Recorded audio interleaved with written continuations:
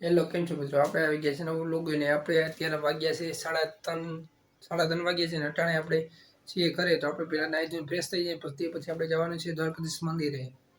તમે બન્યા રહેજો બ્લોગમાં. પહેલાં આપણે ચા પાણી પી લઈએ, તે પછી નાહી ધોઈને ફ્રેશ થઈ જાય, તે પછી આપણે જઈશું દ્વારકાધીશ મંદિરે.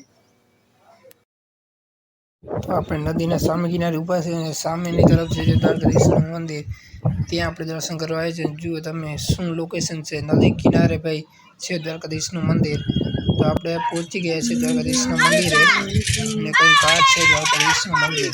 અમારા ગામમાં 7/3/2026ના રોજ સ્થાપન થયું છે દ્વારકાધીશના મંદિરનું.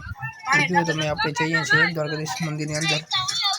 તો પહેલાં અહીંયાથી આ મંદિર હતું નહીં, પહેલાં નાના બાળકોએ નાનું મોટું મંદિર બનાવ્યું હતું કે બાજુમાં આપણે આ મંદિરની બાજુમાં છે તે મંદિર ને નાનું મોટું મંદિર બનાવ્યું. તે પછી આ ભવ્ય મંદિર બનાવ્યું બધા લોકોની સેવા અને ભક્તિથી આ નવું મંદિરનું નિર્માણ કરવામાં આવ્યું હતું.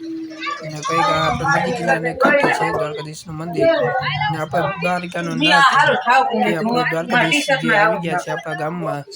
જે કોઈને દર્શન કરવા હોય તો તે અહીંયા આવી શકે છે. ને કંઈક આ છે અહીંની ધજા. જો તમને પાછો ફરીને બતાવું છું દ્વારકાધીશની ધજા. ને કંઈક આ છે વ્યૂ. જુઓ તમે દ્વારકાધીશના મંદિરને એક નંબર વ્યૂ છે.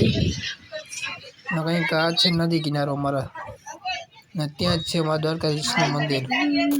હવે હું તમને ફૂલ બતાવું છું મંદિર, પાછળની સાઈડ બતાવું છું મંદિર તમને. ને આ છે દ્વારકાધીશનું મંદિર ને જુઓ તેની ધજા ને જુઓ અહીંનું લોકેશન. કંઈક અહીંના બાળકો છે તે સેવા ભાવથી દ્વારકાધીશની સેવા કરે છે.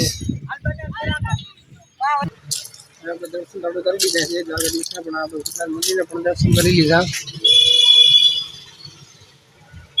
આપણે અહીંયા આવીએ છીએ મહાદેવના દર્શન કરતા જઈએ છીએ, તે પછી આપણે જઈએ ગોપાળા.